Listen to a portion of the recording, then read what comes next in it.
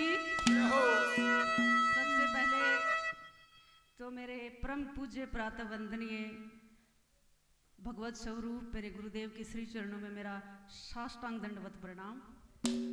और इस भक्ति के प्रांगण में बैठे हुए सभी ग्रस्त और विरक्त पथिक के जो मार्ग के जो भी पथिक हैं, सभी के हृदय में विराजमान उस परम पिता परमात्मा को मेरी बहुत बहुत कोटि कोटि नमन। और देखो, वैसे तो गुरुजी को देख के वैसे ही मेरी सांसें फूल जाती हैं, सांस लेना मैं भूल जाती हूँ। इन बच्चों का कॉन्फिडेंस देख के जो बचा कुचा था वो भी टूट गया। हाँ? और गुरुदेव को सुनने के बाद वैसे तो कुछ सुनना कहना बाकी रहता नहीं है, क्योंकि मैं तो इन्हीं को सुनती हूँ। और गुरुदेव को देखकर मुझे तो ऐसा लगता है कि जैसे अलग अलग बीमारियों के स्पेशलिस्ट होते हैं, जैसे जो हार्ट के मरीज को ठीक करता है उसको कार्डियोकोलॉजिस्ट, ब्रेन को ठीक करता है न्यूरोलॉजिस्ट, स्किन को ठीक करता है डर्मोलॉजिस्ट, मेंटली ठीक करता है साइकोलॉजिस्ट। तो जो मेरे सतगुरुदेव भगवान है ना, वो सत्संग के स्पेशलिस्ट है। और वो कौन सी बीमारी का इलाज करते हैं पता है? वो करते हैं भवरोग का जड़ से क्योर। और उनका एक ही परहेज होता है। जैसे देसी दवाइयाँ के करड़े परहेज हो, पर जड़ तक मिटाने की गारंटी लिया करें। न्यू गुरुजी एक परहेज बतावे हैं। कौन सा परहेज? कुसंग से परहेज करना है। बाकी गारंटी है कि जो इस सत्संग को सुनेगा वो इस भाव से पार हो जाएगा। क्योंकि कुसंग, इस मन को कुसंग रूपी चैनल पे लगता है तो ये वासना में लग जाता है, और जब सत्संग रूपी चैनल पे लगता है तो यही उपासना करने लग जाता है। तो ये, और एक और साथ साथ थोड़ी सी कहते हैं कि जैसे भोजन है वो भोजन को बढ़ाने वाला, और ज़्यादा परहेज नहीं है, बस सुनते रहो। वो गुरुजी कहते हैं ना, मतलब मैं तो क्या बताऊं कि इनके जो एग्जाम्पल भी होते हैं, जो उदाहरण भी होते हैं, वो भी मतलब ऐसे मजाक नहीं होता, वो भी स्पिरिचुअलिटी से जुड़े हुए होते हैं। और यही एक परिपक्व जैसे भक्ति की पहचान होती है कि जो उस लेवल पे पहुंच जाता है उसको हंसी मजाक का भी निम्न स्तर पसंद नहीं होता। उसको हंसी मजाक करने के लिए भी ब्रांडेड चाहिए कुछ। तो इनके जो इस example is also associated with spirituality. और क्या cult fan following, oh my God, मतलब क्या बच्चे, क्या बूढ़े, क्या मतलब लेडीज, क्या जेंट्स, सच में गॉड ब्लेस यू टचवुड।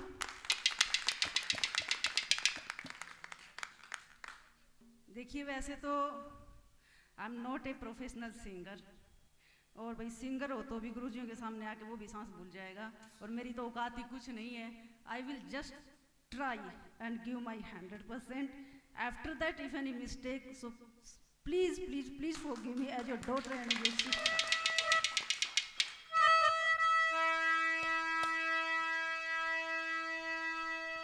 कोशिश करती हूँ, गलती हो जाए तो माफ करना, क्योंकि मैं पहले बता चुकी हूँ सांस भूल रही हूँ। और भाई एक रिक्वेस्ट इन म्यूजिशियन से है, जिससे कली उठने वाली हूँ वो ही धुन बजेगी, वरना भूल जाएंगी। मैं पहले डर रही हूँ।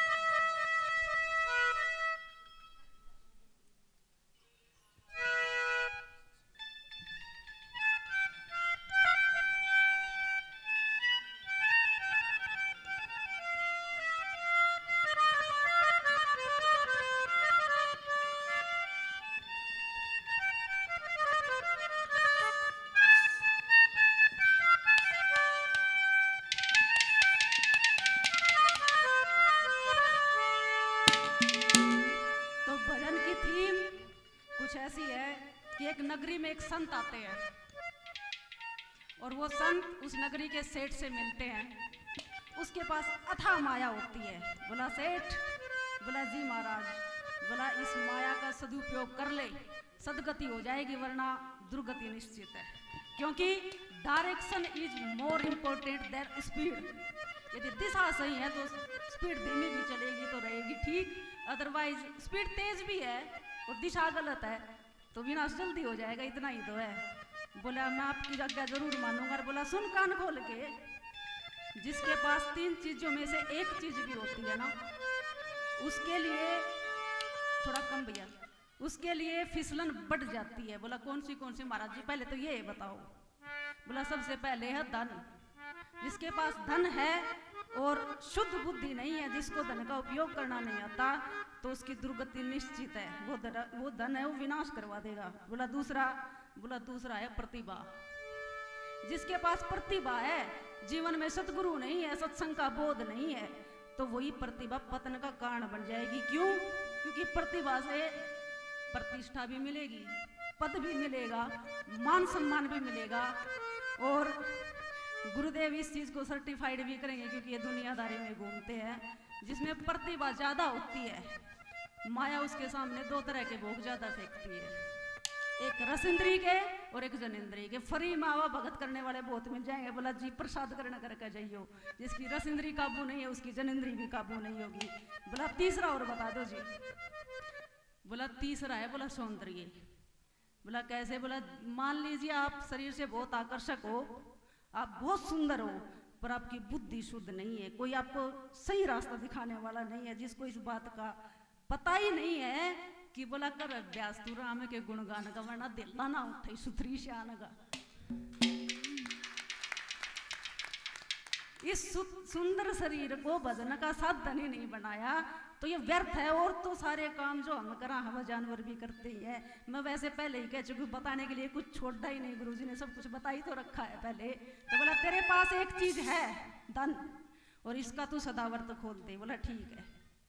बोला खोल लेगा? बोला हाँ बिल्कुल। बोला सच्ची श्रद्धा से? बोला बिल्कुल। संत कह के चले गए, सदाव्रत लगाने गुरुजी की जो शुरू कर दिए। अब महाराज जियों का, बाकी मेरे गुरुदेव ऐसे नहीं है। अब साल भर के बाद परीक्षा लेने की इच्छा हुई, वो आए, उन्होंने देखा, पूछा गांव वालियों से, बोला कि भाई कैसा चल रहा है? बोला बढ़िया चल रहा है। उन्होंने सोचा मैं खुद चल के देखता हूँ। रात हो गई थी, भंडारा बंद हो गया था। उसने जाके अलग जगह, सेठ यदि वो संतवर्ती से भिक्षा मांगते तो वो पहचान जाते। उन्होंने साधारण व्यक्तित्व के लिए जैसे ही मतलब भिक्षा मांगी कि सेठ मैं भूखा हूँ, 2 रोटी चाहिए। अब सेठ ने सोचा कि दिन भर इनके दाड़े भूख तो ये रात ने भी नहीं पड़न देंगे, खून खा लिया इनने। नहीं आए? बोला आप चल जाएगा, कह मैं जानदा ही नहीं बाहर। थोड़ी देर में फिर बोला सेठ 2 रोटी चाहिए, कोई भूखा खड़ा है तेरे दरवाजे पे। अब वो बगा कर जाई, साडा का टाइम था, बगा कर जाई, 6 में बजा, और जैसे ही गेट खोला वही बाबा जी सामने खड़े। अब देख कर एकदम वो तो शोक हो गया। बोला महाराज जी आप आठ? बोला मैंने तेरे को ये कहा था कि ऐसे सदाव्रत लगाने हैं तेरे को। बोला मैं समझा नहीं, क्या कहना चाहते हो? बोला मैं ये कहना चाहती हूँ ये दोगलापन ठीक नहीं है। दिन में लोगों को दिखाने के लिए, अपने आप को धर्मात्मा कमाने के लिए भंडारे लगाता है, और रात को कोई भूखा आ जाता है तो तू उसके माथे थोड़ी डालता है कि मेरे पास भोजन नहीं है। तू अपने आप को अंधता समझने लग गया, तेरे अंदर ज्ञान जागृत हो चुका। सुन मैं तेरे को एक बात बताता हूँ कैसे। हेलो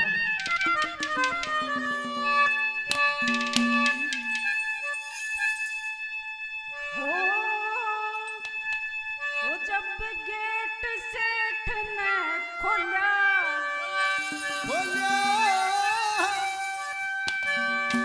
जट बाबा जी ने बोला,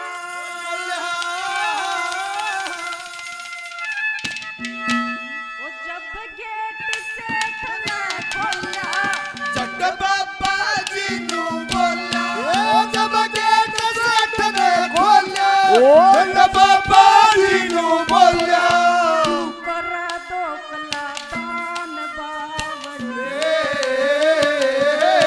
तेरा अच्छा ना अभिमान बावड़े, करे दो गला काम बावड़े, तेरा अच्छा ना अभिमान बावड़े। जब गेट सेठ ने खोला जट बाबा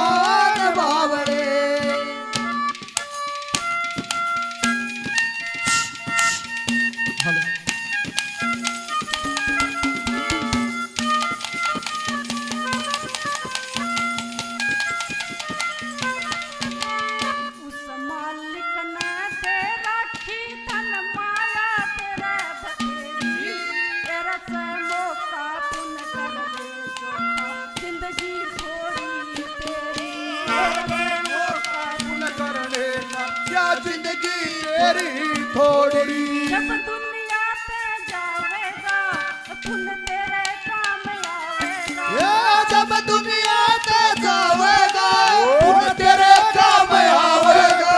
तेरा जुग जुग रहे बखान बावड़े तेरा अच्छा ना अभिमान बावड़े कर दो कला काम बावड़े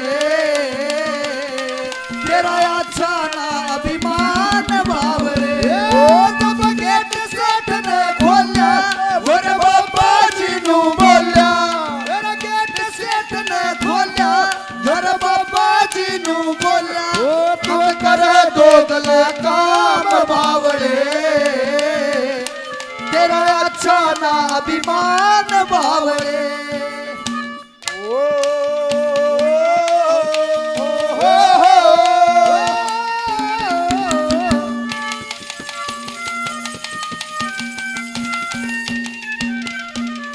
बोला सेठ, बोला हाँ महाराज, बोला नियत में खलबली मत रख वरना घर में कोई ऐसी बीमारी आने पड़ेगी डॉक्टर इंग्लिश में नाम लिखेगा और बोलेगा 10 लाख रुपए जमा करवा। वहाँ भी दे के आएगा जो हरि भजन करते नहीं करे दान में ढील उनके धन को खा जाएंगे वैश्य वैद्य वकील। कैसे? ओए, जय हो जय हो।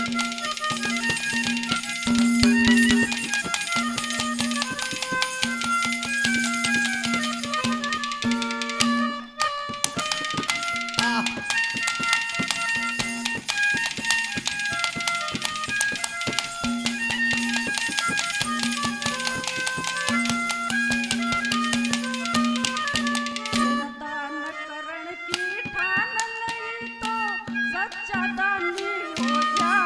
तेरा दिन देखे ना रात बावड़े गंगा में जो डूबा। ये दिन देखना रात बावर गंगा में जो बोला। तेरा दिन देखना रात बावर गंगा में जो बोझा। राखिए मारी अड़ जागा भाग अनारी। नानी तेरा किए मारी जागा भाग गाड़ी। वो देखा सब भगवान। मान बावड़े तेरा अच्छा ना अभिमान बावड़े मत करे दो गले काम बावड़े तेरा अच्छा ना अभिमान बावड़े।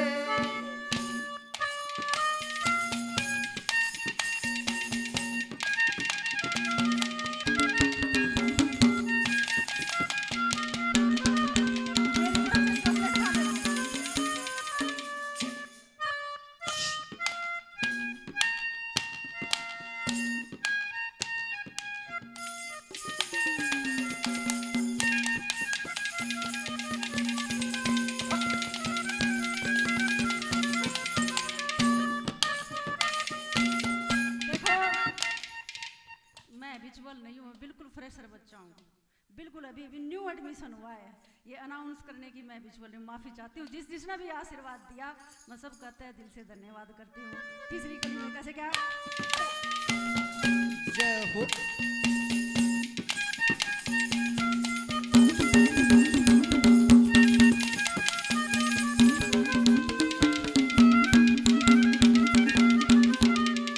सच्ची श्रद्धा को ना लोग दिखावा दान कमावे।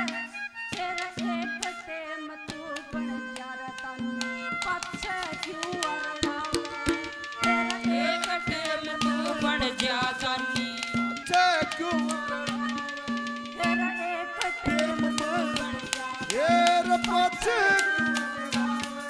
मैं सबकी भूख मिटाता मन समझे सब अन्नदाता। सबकी भूख मिटाता मन समझे सब अन्नदाता।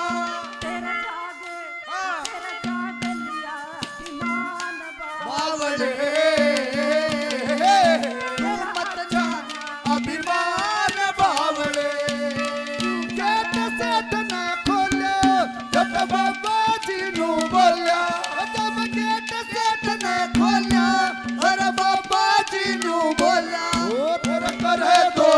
काम बावड़े तेरा अच्छा ना अभिमान बावड़े। देखो गुरुदेव इतने अच्छे स्पेशलिस्ट हैं, फिर भी मैं तो वैसे ये बात कहने लायक हूँ नहीं क्योंकि मैं ही दूसरी बार आई हूँ, पर वैसे भी संगत कम है, इसके पीछे भी एक कारण है। क्या सत्संग में संगत कम ही रहती है, इसके पीछे एक बहुत बड़ा कारण है। क्यों? क्योंकि जैसे मैं तो गुरुदेव को सुनती हूँ, तो गुरुदेव का एक ज्ञान वापस बताऊंगी कि जैसे बताते हैं कि शेरनी का जो दूध होता है, you can carry only and only in gold utensil, otherwise it can change into water, वो पानी बन जाता है। ऐसे ही सत्संग को सुनने के लिए सत्संग में संगत हमेशा ही कम रहती है। क्यों रहती है? There is also a reason behind this, क्योंकि जैसे सत्संग को कहने के लिए तो है ही जरूरी, उसको सुनने के लिए भी जैसे शेरनी के दूध को रखने के लिए सोने की पात्रता चाहिए, वैसे ही सत्संग को सुनने के लिए भी सोने जैसी पात्रता चाहिए, और उसको गुणने और आचरण में उतारने के लिए तो डायमंड और प्लेटिनम जैसी चाहिए। तो ये एक मेन कारण है, सबके बस की बात नहीं है, क्योंकि जिसको मिलावटी खाने की आदत पड़ जाती है ना, उसको गुरुदेव देसी घी खिला देंगे, उसका डाइजेशन सिस्टम नहीं बिगड़ जाएगा।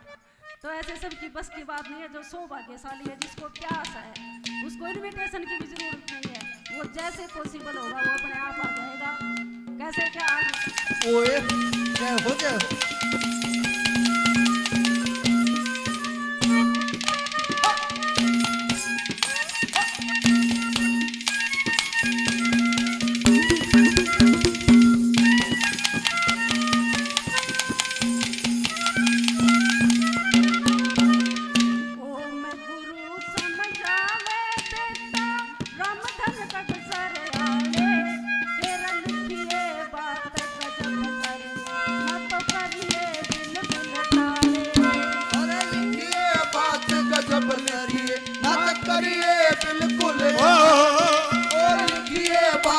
जब करिए ना करिए बिल्कुल टाले, ना बनिए अकल का अंधा, ना करिए गंदा धंधा, ना बनिए अकल का अंधा, ना करिए सस्ता गंदा। तेरी अलग तेरी अलग रहे पहचान बावड़े, तू मत जा कर अभिमान बावड़े, गले काम बावड़े अच्छा ना अभिमान बावड़े।